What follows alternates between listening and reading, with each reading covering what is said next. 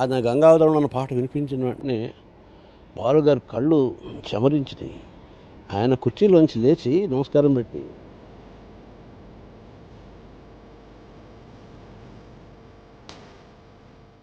ఆ మాట తలుచుకున్నప్పుడు కూడా ఒళ్ళు పలకరిస్తుంది. అదేదో సాక్షాత్తు ఆయన పేరు సుబ్రహ్మణ్యేశ్వర స్వామి వచ్చి ఒక వరం ఇచ్చినట్టుగా ఆ రోజు నాకు అనిపించింది. అప్పటికి ఇంకా నా మొదటి పాటు అవునో కాదో ఓకే అయిందో లేదో ఈ ఓకే ఫాస్ట్లు ఇవన్నీ చాలా ఉంది. సినిమాలో పాత్రలు అందరూ కవులు కాదు, కవులేం కాదు, వాళ్ళు మామూలు వాళ్ళు. ఒక కుర్రాడు, కాలేజీ కుర్రాడు, ఒక అమ్మాయి, ఒక తాత, ఒక మనోడు, ఇట్లాంటివి వీళ్ళు నిత్య జీవితంలో ఎప్పుడు బోల్డ్ కవిత మాట్లాడేసుకోవాలి. సో ఈ సినిమా కవి అన్నప్పుడల్లా నాకు ఏదో చిన్న ఉలుకు పడుతుంటుంది. పాట కూడా కవిత్వం రూపమే. దీన్ని ఎందుకు తక్కువ చేస్తున్నారు అన్న ఒక భావం.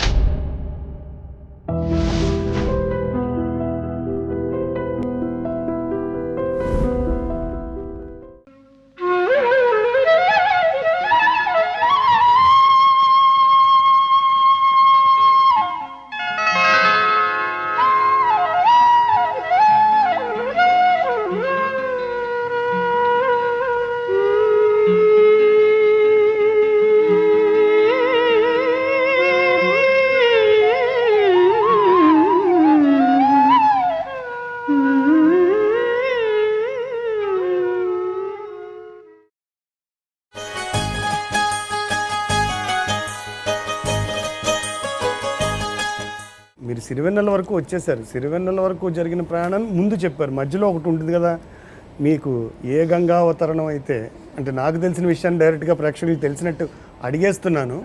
విశ్వనాథ్ గారికి పరిచయం చేసింది అంటే ఒకప్పుడు మీరు శంకరాభరణం పాటలు విని ఒక రకమైన భావోద్వేగానికి లోనవ్వడం, మళ్ళీ తర్వాత కాలంలో అదే దర్శకుడు అదే రచయిత వేటూరి గారి పక్కన మీ పేరు చూసుకోవడం, అలాంటివన్నీ జరిగినప్పుడు అసలు ఆ ప్రయాణం అంటే కాకినాడ నుంచి విశ్వనాథ్ గారి జనని జన్మభూమి వరకు మీ ప్రయాణం ఎలా సాగింది అని పరిచయం?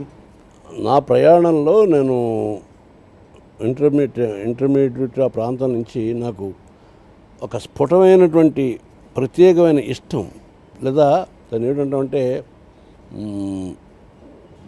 దాన్ని మీకు ఒక పక్షపాతం అంట. పాట కంటే ఆ పాటలో ఉన్నటువంటి సాహిత్యం పట్ల మక్కువ ఎక్కువ ఉండేది. ఎంత అందమైన సాహిత్యం చేసినా, ఎంత బాగా పాడినా, గాయకులు ఎంత బాగా పాడినా ఏం పాడారు అని చూసేవాడిని సాధారణంగా. అందువల్ల ఆ కాలంలో ఎక్కువగా నేను హిందీ పాటల్లో కొంత సాహితీ గంధం ఉండేది, ఉర్దూ సాహిత్య గంధం. అందువల్ల హిందీ పాటలు పాడుకుంటూ ఉండేవాడిని. అదిగాక నా కార్యక్రమంలో నేను ఒక యాక్టివ్ ఆర్ఎస్ఎస్ వర్కర్ని అవడం వల్ల నేను దేశం గురించి, దేశ సమస్యల గురించి, సాధారణంగా యువకుడు ఎవడైనా కలం పట్టుకున్నాడు అంటే తప్పనిసరిగా వాడికి సామాజిక స్పృహ వాడు ఏదో ఒకటి ఉంటుంది. పేదలు, వాళ్ళ కష్టాలు, ఇలా వీటి గురించి రాసుకోవటం. అప్పటికింకా రొమాంటిక్ సాంగ్స్ రాయాల్సినంత వయస్సే రాలేదు, జ్ఞానమే రాలేదు, మనకు తెలియదు. అందువల్ల నాకు డ్యూయెట్లు అంటే ఏమిటో తెలియదు. అందువల్ల సాధారణంగా తెలుగు సినిమా పాట రూపం కూడా నాకు తెలియనటువంటి పరిస్థితి. ఆ సమయంలో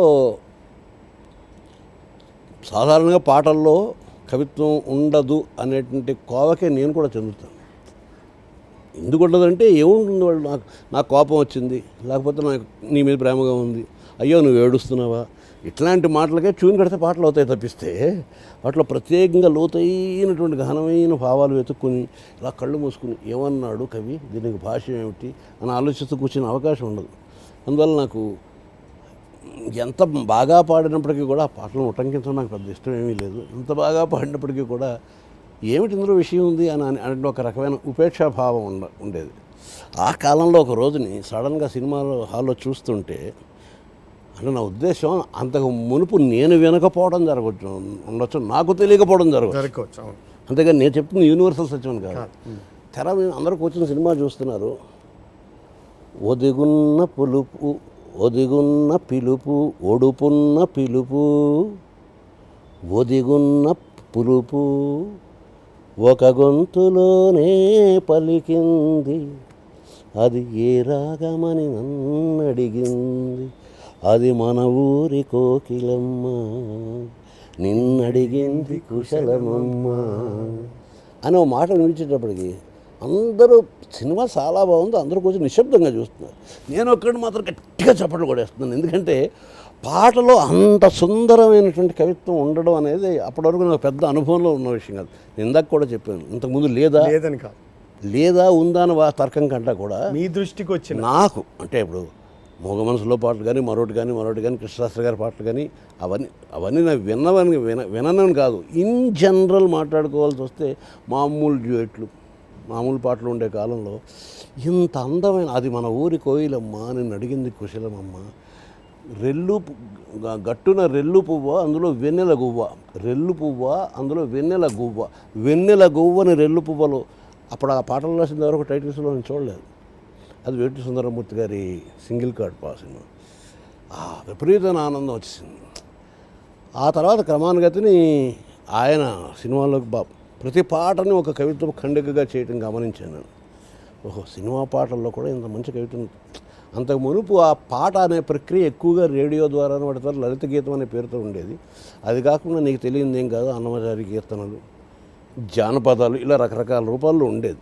బట్ సినిమాల్లో పాటలో మాటకి ఒక ప్రత్యేకతను ఆపాదించి ఎవరు ఎంత బాగా పాడినా, ఎవరు ఎంత బాగా తీసినా, అలా కాకుండా ఆ మాటనే మనం పదే పదే అనుకునేటట్టు చేసినటువంటి స్థితి నా అనుభవంలో నాకు మొదట పేటూరు గారి వల్ల కలిగింది. నాకలోకమది నీ పుట్టిన ఇల్లు, నాగభూషణుడు చేపట్టిన వాడు.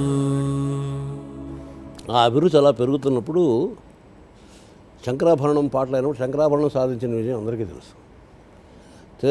ఆ విజయోత్సవాలు ఘనంగా జరుగుతున్నప్పుడు అదొక రకంగా భారతీయ సంస్కృతిలో, ముఖ్యంగా తెలుగువారి సంస్కృతిలో ఒక పెద్ద మలుపు తీసుకొచ్చిన సినిమా. అంతవరకు సంగీతం ఏదో పాట పాడుకుంటారు అనుకునే వాళ్ళు కూడా తమ పిల్లల్ని సంగీతపు మాస్టర్ల దగ్గర పంపించి వాళ్ళకి సంగీతం నేర్పించడం అనేది సంస్కారం ఇవ్వడంలో ఒక భాగంగా ఇల్లు భావిస్తున్న కాలం అది. అక్కడ విజయయాత్రలు జరిగాయంటే వాడవాడలా వీధిని అంత ఊరేగింపు. ఈ తరం వాళ్ళకి ఎంతమంది తెలుసో తెలియదు కానీ విపరీతమైన తొక్కిసలాట ఉండేది. నాకేమో సినిమా పట్ల ఒక సహజమైన వైమనస్యం ఉండేది. మన మనసు చెప్పుకుంటున్నాను కాబట్టి నాకు పెద్ద ఆసక్తికరంగా ఉండేది కాదు. అందువల్ల సినిమా వాళ్ళు వస్తున్నారని తెలిస్తే, ఆ వీధిలో వస్తుందని తెలిస్తే ఈ వీధిలోంచి పక్క వెళ్ళిపోయాడు. అంతేగాని వాళ్ళని చూడాలి అని ఎగబడడం అనేది ఉండేది. ఇందాక నీకు చెప్పినట్టు సినిమా పట్ల నేనేమో కొంచెం లోతుగా రాసుకునేవాడిని.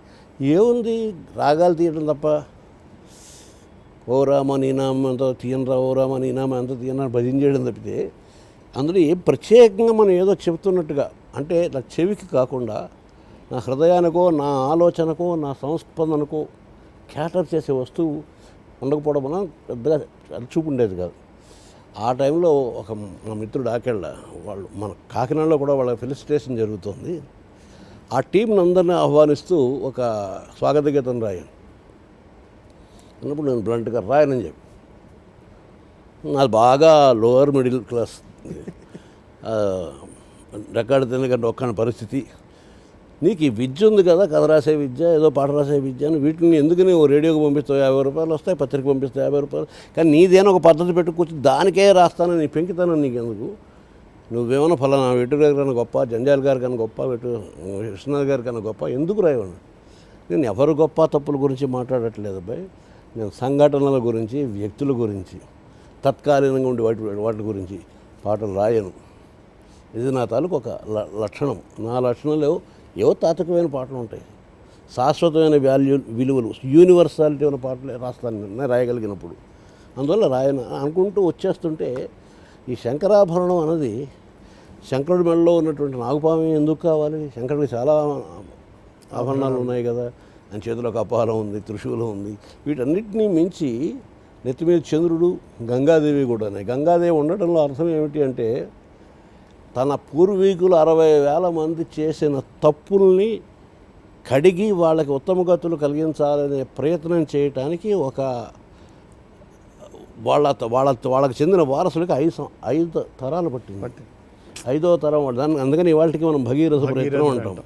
ఆ భగీరథుడు మొత్తానికి రకరకాల తపస్సులు చేసి గంగాదేవిని తీసుకొచ్చాడు భూమి మీదకి. ఎందుకంటే నువ్వు వెళ్ళి అలా ఆ బూడిద కుప్పల మీద పారితే చేసిన అపరాధం తగ్గి వాళ్ళ పాపాలు పోయి మా పూర్వీకులు అంటే 5 తరాల కిందట వాళ్ళు ఉత్తమ గతులు పొందుతారని తప్ప. మొత్తానికి ఎంతమందిని తపస్సు చేశాడో అదంతా ఒక కథ. ఆ గంగాదేవి ఏమడిగిందంటే, నా గురించి తపస్సు చేసే బాగానే ఉంది అబ్బాయి, నేను చాలా ఫోర్స్తో పైనుంచి పడతాను, ఆకాశం మించి పడతాను కిందకి. ఇప్పుడు మీ భూమి కాస్త దాహంతోనైనా బతుకుంది, నీళ్ళు కావాలి నీళ్ళు కావాలి నీళ్ళు కావాలంటే ఆవిడ నీళ్ళు ఇస్తే బతుకుతుంది. ఇదిగో నీళ్ళు తీసుకొని చెప్పి నేను అంత ఎత్తు నుంచి పడ్డానంటే భూమి మొత్తం చక్కరైపోతుంది, అసలు బతికే ఉండదు. కాబట్టి నా నీరు ఎంత మాత్రంలో ఇస్తే దాహం మాత్రమే తీరి జీవం మిగిలి ఉంటుందో అంత మాత్రమే ఇవ్వడానికి తగినటువంటి అర్హత కలిగిన వాడు విశ్వనాథుడు ఒకడే, ఈశ్వరుడు ఒకడే. రసవాహిని స్వాగతం, జీవరసధుని స్వాగతం. రసవాహిని స్వాగతం, జీవరసధుని స్వాగతం. ఆయన తన జటాజూటాన్ని అడ్డం పెట్టి నా ఉద్ధృతిని తగ్గించి, ఎందుకని ఇంత ఆలోచించాల్సి వచ్చిందంటే, శంకరాభరణం లాంటి ఒక వాల్పోస్ట్ చూస్తే ఒక ముసలి ఆయన దాన్ని ఏమిటో తంబూరా పట్టు కూర్చుని ఉంటాడు, అదే వాల్పోస్ట్, ఇంకే వాల్పోస్ట్ లేదు. ఆయనే సూపర్ హీరో, ఆయన అవడం మనకు తెలియదు. కోట్లతోటి వ్యాపారాలు జరిగే కమర్షియల్ యాక్టివిటీ అయినటువంటి సినిమాలో ఈ ముసలాయన ఎవడు, ఈ తంబూర పట్టు కూర్చున్నాడు ఏమిటి, శంకరాభరణం అన్న పదానికి అర్థం ఏమిటి, అంతమంది తెలుసు అదొక రాగం పేరని. పైగా దాన్ని అర్థం తీసుకుంటే అది శంకరుడి మెడలో ఉండేటువంటి ఆభరణం అని ఎవరికి అయితే తెలియవు. ఇలాంటి తెలియనటువంటి ఒక విషయాన్ని లక్షలు తీసుకుని ప్రజల ముందరికి తీసుకొచ్చి ప్రజెంట్ చెయ్యాలి అనేటువంటి ఒక సాహసం వెనకాల కళాభిరుచి ఎంత ఉండాలి. భగీరథుని నిరీక్షణకు, దీర్ఘతప సమీక్షణకు, విరూపాక్ష కరుణా సంప్రోక్షణమీ రసవాహిని జీవరసధుని స్వాగతం. రసవాహిని స్వాగతం. సో అప్పటికి సినిమా అభిరుచితో తీసేటువంటి కళాత్మక వ్యాపారం క్రమంగా వ్యాపారాత్మకమైన కళగా మారిపోయిన కాలం. అంటే ముందర కాసులు ముఖ్యం, తర్వాతే కళాగిలా అవన్నీ సంగతి చూద్దాం. సో ప్రజలు ఇవి కోరుకుంటున్నారు అని అభిరుచులు క్రమక్రమంగా పలసపడుతున్నటువంటి కాలం అది. ఆ కాలంలో ఇలాంటి సినిమా తీయడం చాలా సాహసం కావాలి. సో ఇలాగ ఆ సినిమాకి అనుకోకుండా ఇద్దరు నిర్మాతలు, ఒకరు ఎడుదినేశ్వరరావు అయితే ఇంకొక ఆయన పేరు ఆకాశం శ్రీరాములు. ఇదేదో భగీరథుడి పేరులో ఉంది. ఒకడు కాదు, ఇద్దరు భగీరథులు బాగా తపస్సు చేసి ఆర్ట్ అనే ఫామ్ని వేడుకుని, ఆర్ట్ అనే గంగానదిని, తల్లి నువ్వు వచ్చి దాన్ని హార్ట్ ఫిల్మ్గా చేయటం ఎలాగా అన్నది మా విశ్వనాథ్ గారి బుర్రలో ప్రవేశిస్తే, ఆయన ఒక ఆర్ట్ ఫిల్మ్ని ఒక హార్ట్ ఫిల్మ్గా మారుస్తారు అని చెప్పిన సంగతిని నాకు గుర్తుకొచ్చి అదంతా రాసుకుంటూ, ఆ గంగ కళ అనేటువంటి ఒక గంగ, సురగంగ నేల మీదకి ఎలా వచ్చింది అని ఒక ప్రక్రియ మీద ఒక పాట రాసుకున్నాను. ఆ పాటను నా స్వాగతాగీతంగా పాడాలి అక్కడ. సరే, సహజంగా చాలా ఒత్తిడిగా ఉంది, నేను చాలా అనామకుడిని, అర్భకుడిని, నీ ఛాన్స్ వచ్చినప్పుడు నేను పిలుస్తాను అక్కడి నుంచో అన్నారు. నాకు ఉండడానికి గడ్డిపోసలా ఉండేవాడిని, కానీ దర్భపోసలాగా ఆ పొగరుపోతను కూడా ఆ తీరులోనే ఉండేది. మీరు కాదు ఇచ్చేది ఛాన్స్, నేను మీకు ఇస్తున్నాను, ఇప్పుడు వదలుచుకోలేదు అని చెప్పి వెళ్ళిపోయాను. ఇది హ్యాపెండ్ ఇన్ 1980s. అది క్రమంగా ఆ పాట అనేక మంది మిత్రులు ఉంటుంటారు. ఇప్పుడు నువ్వు చూసావు కదా నా సాహిత్య సర్కిల్ ఎలా ఉండేది. వాళ్ళందరి నోట్లోనూ పడి క్రమక్రమంగా అటు ఇటు వెళ్తున్నప్పుడు ఏదో ఒక సందర్భంలో విశ్వనాథ్ గారు మళ్ళీ జనని జన్మభూమి అనే సినిమా షూట్ చేస్తున్నప్పుడు తూర్పుగోదావరి జిల్లాకి రావటం, అక్కడ కాకినాడ పరిసర ప్రాంతాల్లో ఆయనకి ఏదో సన్మానం జరగటం, ఆ సన్మానంలో స్వాగతగీతంగా ఒక ఇద్దరు పిల్లలు వచ్చి ఈ పాట పాడారు. ఆయన మహానుభావుడు, ఆయనకి ఎందుకు అలా అనిపించిందో తెలియదు. నేను విన్న సాంప్రదాయ గీతాల్లో ఇది ఉన్నట్టు లేదు, ఇది ఎవరైనా నవీనమైన కవి ఎవరైనా రాసిందా అని ఎంక్వైరీ చేయడానికి ప్రయత్నం చేయటం. ఎవరు రాశారో తెలియదు, ఆ పాడిన పిల్లలకు కూడా తెలియదు. సరే, అక్కడ ఒక ఆయన ఈ శైలి చూస్తుంటే మా భరణి రాసినట్టుగా అనిపిస్తుందండి. అయితే నేను నా సినిమాలో పెట్టుకోవాలనుకుంటున్నాను, మొత్తం పాట అంతా కుదరదు. నేను చెప్పాను కదా, నాకు పల్లవి చరణం ఈ విభాగాలు నాకు ఏం తెలియదు. ఒక పాట 89 లైన్లు ఉంటుంది, ఒక పాట 90 లైన్లు ఉంటుంది, ఒక పాట 3 లైన్లే ఉంటుంది, ఒక పాట 4 లైన్లే ఉంటుంది. సరే, ఆ పరిస్థితిలో మా మాస్టర్ ఒక ఆయన, సంస్కృత మాస్టర్ ఘనశ్యామ్ ప్రసాద్ గారిని, ఇప్పుడు ప్రస్తుతం వారు లేరు, ఆయన ఆ పాటని కుదించి విశ్వనాథ్ గారు అడిగిన మేరకు ఇవ్వటం.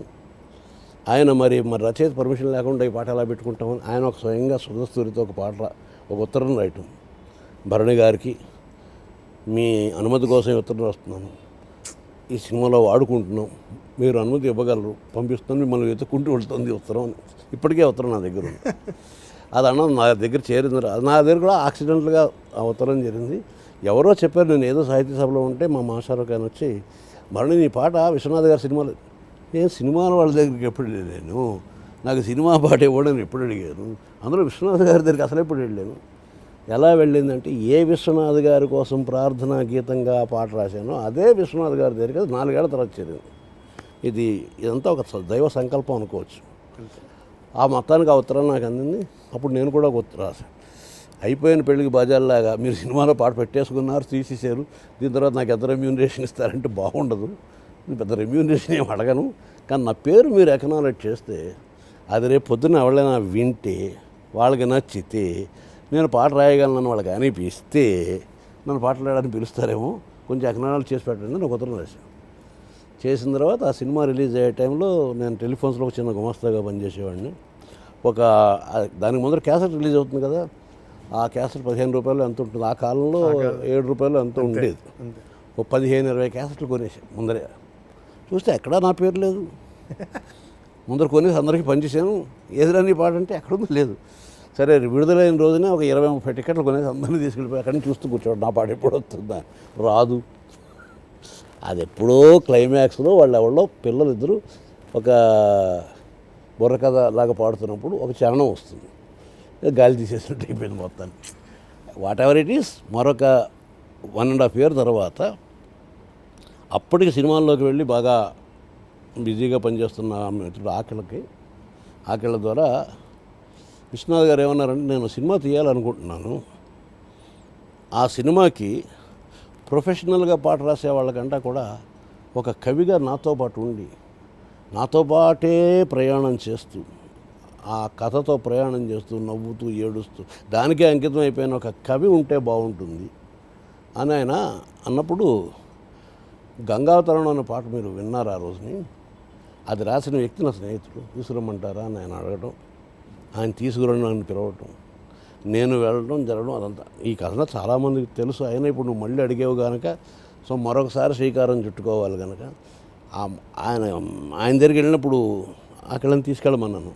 నాకేవో కొన్ని అపోహలు మిగిలిపోతాయి న్యాచురల్గా ముళ్ళపూడి. మిమ్మల్ని సిరివెన్నెల కథకు పునాది మీరు చెప్పేది అయితే, గంగావతరణం కొన్ని లైన్లైనా మీ నోటి నుంచి వినడం అనేది కూడా మాకు చాలా ఆసక్తికరమైన విషయం.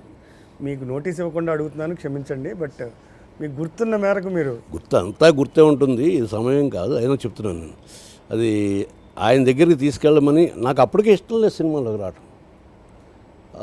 మా మాస్టర్ అక్కడి నుంచి ఒత్తిడి చేస్తూ ఆయన కలవకుండా ఇంటికి వస్తే కాళ్ళు ఎవరు కొడతానని, సరే ఆకళ్ళని తీసుకెళ్ళమన్నాను, విశ్వనాథ్ గారి దగ్గర తీసుకెళ్ళమన్నాను. నాకు కొన్ని ఫీలింగ్స్ ఉన్నాయి చిత్రసీమ గురించి. మన ముళ్ళపూడి వెంకటరమణ గారు నాకు చాలా ఇష్టమైన రచయిత. ఆయన చిత్రసీమ గురించి అద్భుతమైనటువంటి కథ అవి రాశారు, చాలా విపరీతమైన నవ్వు వస్తాయి.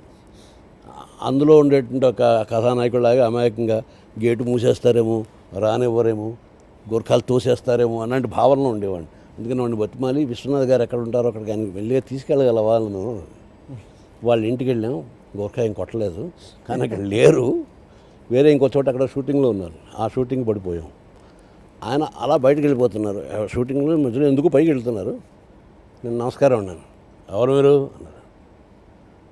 నేను సీతారామ శాస్త్రి. అంటే భరణినండి. అంటే గంగావతరణం రాసింది. కృష్ణారావు ఇంత చిన్నగా ఉన్నాడు ఏమిటయ్యా.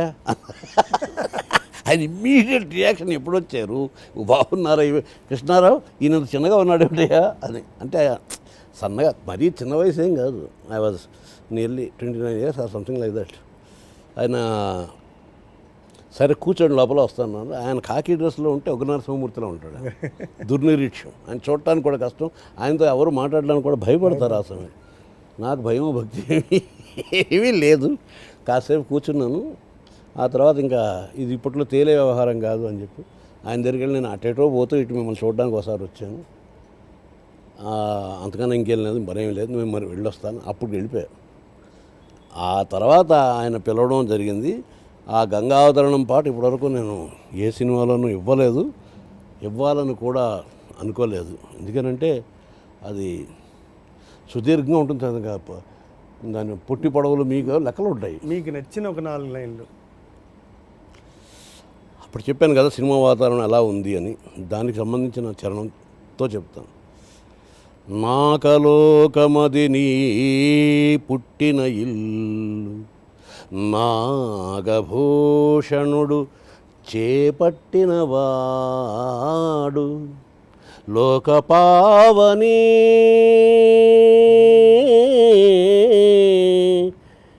మందాకిని రసవాహిని స్వాగతం, జీవరసధుని స్వాగతం. రసవాహిని అంటే అమృతవాహిని అని కూడా అర్థం, గంగాదేవి అలా కూడా అంటాం. అఘమీ భువి నిదాఘమై అర్కద్యుతి అమోఘమై, అఘమీ భువి నిదాఘమై. నిదాఘము అంటే గ్రీష్మం, అఘము అంటే పాపం. పాపం భూలోకంలో గ్రీష్మంలాగా మంట తించేస్తుంది. అర్కద్యుతి సూర్యుడి కాంతి దారి చూపించడానికి బదులు దహించేస్తుంది. అర్కద్యుతి అమోఘమై సకల జగతి దాహతప్త సంక్షోభితమైన నాడు. అంటే ఈ కళ అనేది క్రమంగా కనుమరుగైపోతూ వ్యాపారమే ప్రధాన వస్తువుగా ముందుకు వస్తూ రకరకాల వెకిలి చేష్టలతో ఇవే సినిమాలు చూడండి అన్న రోజుల్లో మనకు అద్భుతమైనటువంటి పూర్వ ఇతిహాసం ఉంది. మన తెలుగు సినిమాలు ప్రపంచ సినిమాకే పాఠాలు చెప్పగలిగినటువంటి స్థాయిలో మనం చేసాం, అటువంటి అత్యద్భుతాలు చేసాం.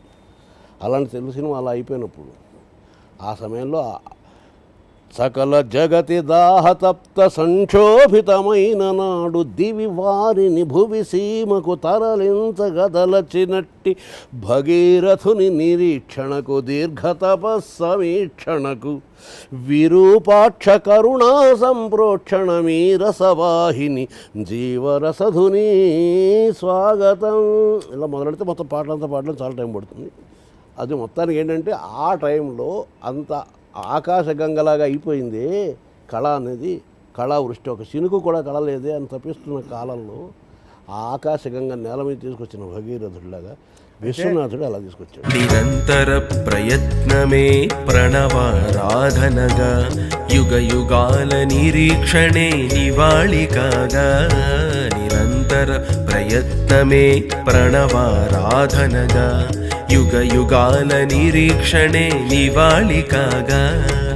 నేను ఇక్కడ మీ సమక్షంలో నేను నాలోని కళాకారుడు పాడి మళ్ళీ ఒకసారి, మీరు ఇందాక ఫస్ట్లో చెప్పారే 2 మొట్టికాయలు తిన్నాన్ని, ఇదే పాటలో ఒక చరణం అనుకుందాం. చరణం గంగ ఎలా వచ్చింది.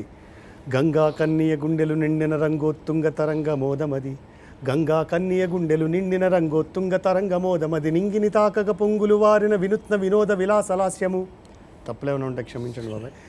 ప్రళయాభీర తరంగితలైల భయంకర హేల శివంకరం రోల లయించ గజేరగాలలై కలలై వడిగా జడిగా పిడుగులాడుగుల తలబడు నడకల జడంజుడిత పదనూపుర ఘోషల కలిత నాట్య గడిత చకిచ్చకితడిల్ల తాతనూలతి గజ్జుతి సుర జరి జజ్జరీనాద సందోళిత దివి వధూటి వచ్చినదే. ఇది దాదాపు 35 సంవత్సరాలు. అప్పుడు నీకు పూర్తిగా నూరు తిరగలేదు, ఇప్పుడు తిరగట్లేదు. అదే ఆ ప్రవాహం, ఆ మహా ఉధృతి ఎట్లా వచ్చింది అని చెప్పడం, మనం దాని గురించే పట్టు కూర్చుంటే అసలు విషయం నుంచి పక్కదారి పట్టిన వాళ్ళం అవుతాం. సో అక్కడి నుంచి మీ సినిమా రంగం ప్రయాణం నీకు తెలుసు, అనేక రకాల సిచ్యుయేషన్లు వస్తాయి. అయితే నాకు పాట రాయడం అలవాటు అయినప్పటి నుంచి, లేదా నన్ను నేను వ్యక్తపరచుకునేటువంటి ఒక సాధనగా పాటను భావించడం దగ్గర నుంచి నా పరిధిలో నేను నిర్ణయించుకున్నాను. నాకెవరు ఏ చట్టమో గీయలేదు, కానీ నాకు నేనే ఒకటి నిర్ణయించుకున్నాను. ఎందుకనంటే ఒకళ్ళు చెప్తే ఒకళ్ళు వినడం అన్నది జరుగుతుందా జరగదా అంటే 2 ఆన్సర్లు చెప్పచ్చు. జరుగుతుంది, జరగదు. మంచి చెప్తే జరగదు, చెడు చెప్తే తప్పకుండా జరుగుతుంది. సాధారణంగా సినిమాలు లాంటి ప్రజాదరణ ఎక్కువగా ఉన్నటువంటి మాధ్యమాలు, ఇటు పత్రికలు కావచ్చు, ఇవాళ రేపట్లో అయితే టీవీలు, సోషల్ మీడియా ఏమైనా కావచ్చు, వీళ్ళు ఏం చెప్తున్నారు అన్నది సాధారణంగా ప్రజల్ని, ముఖ్యంగా యువతని, యువత అంటే ఫలానా వయసు వాళ్ళని అర్థం కాదు, చాలా ఏ బాధ్యత లేకుండా విపరీతమైనటువంటి శక్తి కలిగి ఉన్నటువంటి ఒక తరాన్ని, వాళ్ళకి మనం ఇలా ఆందోళన చేద్దాం, అరుపులు అరుద్దాం, నడుస్తున్న బస్సును తగలెట్టేద్దాం, లేకపోతే ఆ జలపాతం పడుతుంటే దాని కిందికి వెళ్ళి సెల్ఫీ తీసుకుందాం అనుకో, అక్కడికి వెళ్ళి చచ్చిపోతాం. ఇలాంటి మాటలు చెప్తే ఆసక్తికరంగా ఉంటుంది. పద్ధతిగా ఉందాం, 10 మందికి చేయూతనిద్దాం, ఇలాంటి మాటలు చెప్తే పెద్దగా రుచించదు. ఆ కాలంలో ఏంటంటే నాకు కొన్ని ఉండేవి. ఎట్టి పరిస్థితుల్లోనూ స్త్రీలను ఏ రూపంలోనూ అవమానించకూడదు. స్త్రీ అమ్మవారు అన్నీ కూడా. దాని గురించి తర్వాత ఎప్పుడో మాట్లాడుకుందాం. ఆ పని నేను చేయను. అంటే ఎందుకని నేను స్త్రీ ప్రసక్తి తీసుకొచ్చానంటే, సాధారణంగా సినిమాల్లో ఎక్కువ పాటలు డ్యూయెట్లు అనేటువంటి ఒకనొక పేరుతో ఉండేటువంటి శృంగార రసం అని వాళ్ళు అనుకునే ఒకనొక రసం రూపంలో, అది రసాభాస తప్ప రసం కాదు. ఎందుకంటే డ్యూయెట్ అనేది ఒక వికృతమైన రూపం. దాని గురించి మాట్లాడుతాను తర్వాత. ఎట్టి పరిస్థితుల్లోనూ స్త్రీని తక్కువ చేయకూడదు. అలాగే ఎట్టి పరిస్థితుల్లోనూ మంచి పొంగులు వారుతున్నటువంటి యువరక్తం ఉన్నటువంటి తరాన్ని తప్పులు చేయటానికి అనుకూలంగా ప్రోత్సహించడానికి ఉండేలాగా పాటలు ఉండకూడదు. పాటలు కాదు, అభివ్యక్తి, మాటలు కానీ, మరొకటి కానీ, కవిత్వం కానీ, సాహిత్యం కానీ అని నాకు నేనే కొన్ని గీతలు గీసినప్పుడు అలా రాస్తుండేవాడిని. సో ఇక్కడికి వచ్చిన కొత్తల్లో నా అదృష్టవశాత్తు నేను మొదటి పాటే విరించినే విరచించితిని. ఎందుకంటే విశ్వనాథ్ గారు ఇప్పటికీ నాకు గుర్తుంది. విశ్వనాథ్ గారు ఆ రోజు నాతో అన్నమాట, మీ కవిత్వం ఎలాంటిది, ఎంత గొప్పది, ఇవి జడ్జి చేయడానికి కాదు మేము ఇక్కడ పిలిచింది, మేము ఉన్నది కూడా ఇక్కడ కాదు, మాకు ఆ సంగతి కూడా తెలియదు, మాకు అవసరం లేదు. మాకు కావాల్సింది క్యాటర్ చేయగలిగేవాడు ఉంటే వాళ్ళు ఇస్తే చేస్తాం. వాళ్ళు క్యాటర్ చేయలేకపోతే వాళ్ళు ఎంత వాళ్ళ అనేది కూడా చూడకుండా మా దగ్గర 2 బీజాక్షరాలు ఉంటాయి, ఓకే అనేవి. మేము ఓకే అన్నాం. అంత మాత్రంలో మిమ్మల్ని తక్కువ చేసినట్టు కాదు. నాకేమీ పెద్ద సాహిత్యం మీద ఆసక్తి కూడా ఏమీ లేదు. మీరేమో ఇప్పటివరకు సినిమా పాట గురించి తెలియదు, పోనీ అడిగితే మీకు సినిమా పాట మీద ఆసక్తి కూడా లేదు. అందువల్ల ఎలా రాయాలి, దాని స్వరూప స్వభావాలను మీకు ఆంక్షలు పెట్టను. సో కథ గురించి కూడా మీరేమి రాయక్కర్లేదు. ఇక్కడ ట్యూన్కి రాయడం అనేటి ఒక ప్రక్రియ ఉంటుంది, అది మీకు తెలియదు కనుక అది కూడా చేయక్కర్లేదు. మీ ఇందులో ఈ పాట పాడేవాడు ఒక గుడ్డివాడైనటువంటి భిక్షగాడు.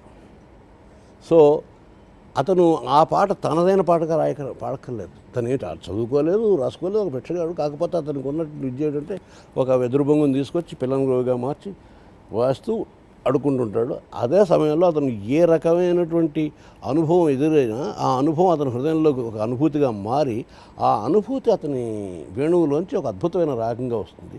అతనికి తెలియకుండానే అది చాలా శాస్త్రీయంగా ఉంటుంది.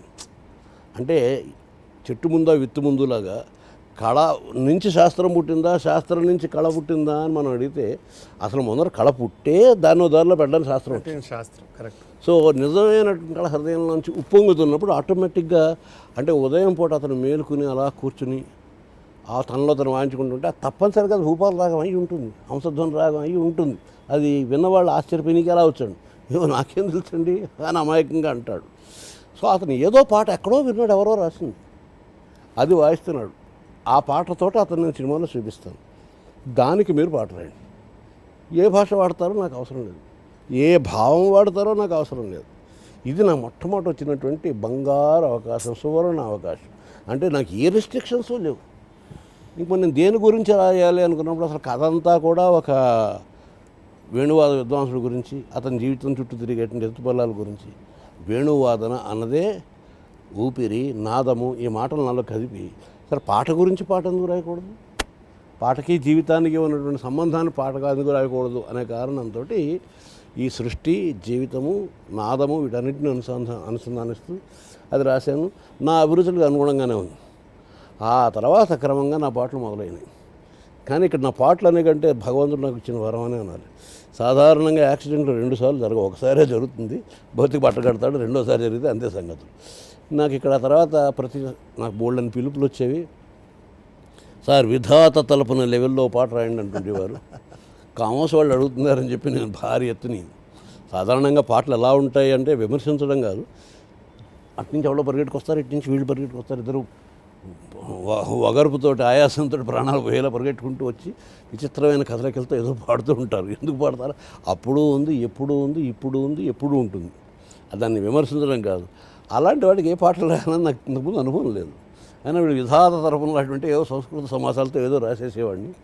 వాళ్ళు కొంచెం భయపడి నన్ను నేను తిట్టకుండా తృణమో పడమో తాంబూలం చేతులు పెట్టి నమస్కారం కవి గారు వెళ్ళండి అనేవారు. నాకు కోపం వచ్చేది. నేను మంచి కవితలు రాశాను కదా, వీళ్ళు ఎందుకు ఒప్పుకోలేదు. ఆ తర్వాత అనుకోకుండా ఇంకొక సినిమా వచ్చేది, అది ఏ కశదేవయ అన్నట్టు పౌరాణికం అయి ఉండేది. ఆటోమేటిక్గా అక్కడ నెగ్గుకొచ్చేది. ఈ లోపల మరో 4 సినిమాలు వచ్చి వాళ్ళు నమస్కారం పెట్టి పొమ్మనేవారు. అకస్మాత్తుగా ఒక క్లాసికల్ సినిమా వచ్చేది. ఇలాగ నా మొదటి 2-3 సంవత్సరాల్లోనూ రుద్రవీణ ఇట్లాంటి క్లాసికల్ మూవీస్, అంటే క్లాసికల్ సాహిత్యం అవసరమైనటువంటి సన్నివేశాలని కలిగి ఉన్న సినిమాలు వస్తూ నేను కెరీర్లో నిలదొక్కుకోవటానికి అక్కడ ఉండడానికి సాధ్యమయ్యేటువంటి అవకాశం వచ్చింది. నిలదొక్కున్నాక అప్పుడు నాదైనటువంటి భావాల్ని నాదైన దారిలో వాళ్ళను నొప్పించడం అంటే వాళ్ళకి ఇష్టం లేని సరే అంగడి పెట్టుకున్నాను, ఇక్కడ ఇతర వస్తువులు అమ్మబడున్నాను, వాళ్ళకి ఏం కావాలో అది ఇవ్వాలి. కానీ నేను వాళ్ళు రాగానే రెండని కూర్చోండి ఈ ఆర్టు ఫలానా ఎంఎఫ్ హుస్సేన్ గీసాను.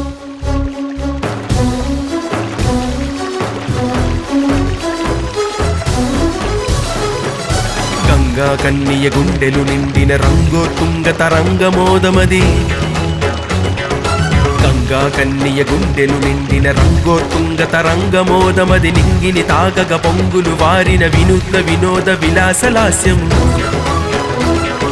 ప్రళయాభీల తరంగిత లీల భయంకర హేల శివంకరు మ్రోలలయించగ చేరగాలలై కలలై వడిగా జడిగా పిడుగుల అడుగుల తడబడు నడకల ఝలం ఝలిత పదనూపుర ఘోషల కవిత నాట్య ఘటిత చకచకిత తటిల్లతా తనూలతిక జ్యుతి సురఝరి జఝరీనాథ సందోహిత దివి వధూటి వచ్చనిదే.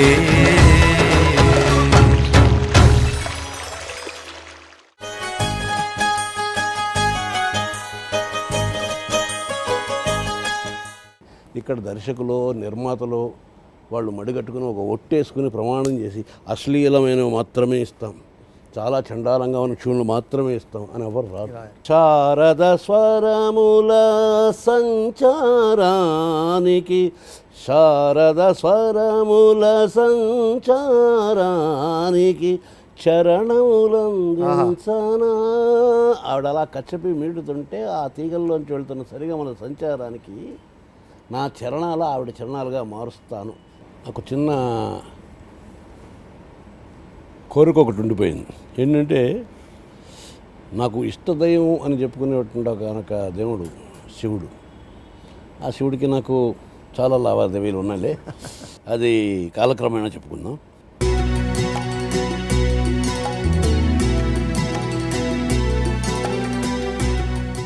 మా ఆడిటోరియము మేము పునీతులం అయిపోతాం ఈ గొప్ప గొప్ప రచయితల వల్ల. సీతారామ శాస్త్రి గారు అంటే కూడా నాకు చాలా ఇష్టం. పార్దు నా తమ్ముళ్ళు అంటాడు. సో సార్కి చెప్పు, ఆడిటోరియం 5 రోజులు కాదు 5 సంవత్సరాలు కావాలన్నా వాడుకోమనండి.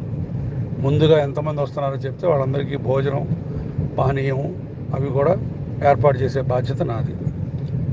ఈ అవకాశం, ఈ అదృష్టం నాకు కలిగించినందుకు మీ చైర్మన్ గారికి నా కృతజ్ఞతలు చెప్పండి.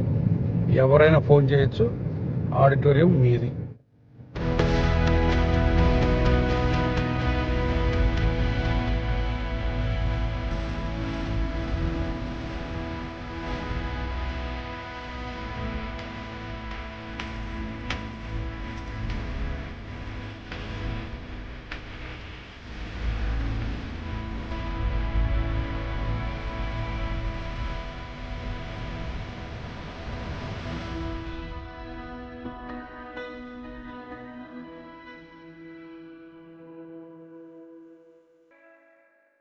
Sirivennela Jagamanta Kutumbam. Brought to you by South India shopping mall, Bharathi cements.